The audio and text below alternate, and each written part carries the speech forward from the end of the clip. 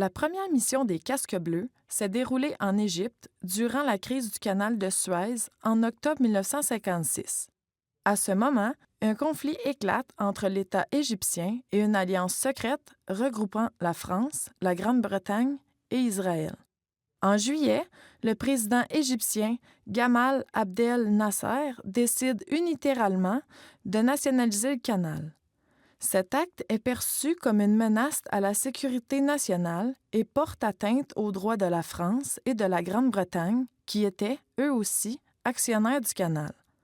La France, la Grande-Bretagne et Israël tentent ainsi de reprendre le contrôle du canal de Suez.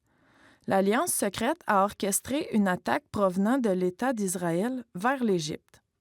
Dans le but de rétablir un climat de paix au Moyen-Orient, l'Organisation des Nations unies déploie, le 15 novembre 1956, la Force d'urgence des Nations unies, la FUNU, en Égypte. Cette mission marque l'apparition des Casques bleus proposés par Lester B. Pearson, qui, à l'époque, présidait l'Assemblée générale des Nations unies, en plus d'être le ministre canadien des Affaires extérieures.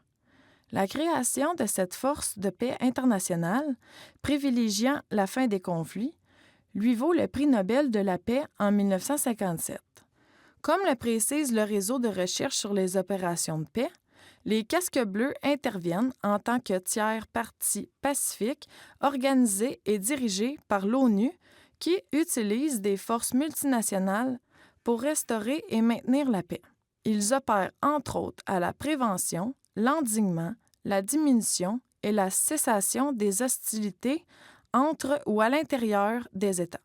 Par ailleurs, la FUNU peut être chargée de surveiller des zones démilitarisées et de prévenir toute violation ou acte hostile commis à l'encontre d'un État, comme ce fut le cas, entre autres, de la mission en Irak et au Koweït. Les Casques bleus demeurent encore présents dans certains pays, comme en Haïti, où ils tentent notamment de restaurer un environnement sûr et stable depuis l'exil en 2004 du président Jean-Bertrand Aristide et de protéger les droits de l'homme depuis le tremblement de terre dévastateur et l'épidémie de choléra de 2010.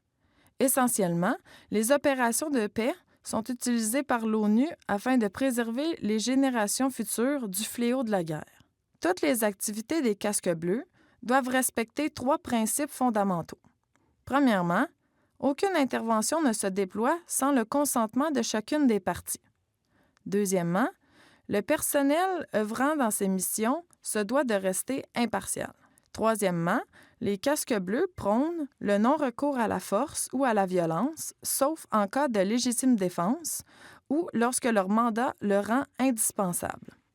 En dépit de leur vocation noble, les opérations des Casques bleus suscitent un lot de critiques. Plusieurs auteurs affirment que la FUNU est lente à intervenir, que ses opérations sont lourdes et que ses principes la rendent passive et inactive sur le terrain.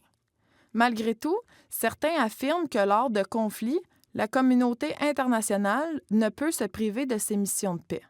Plus de 71 opérations de maintien de la paix ont été déployées depuis la création des Casques bleus.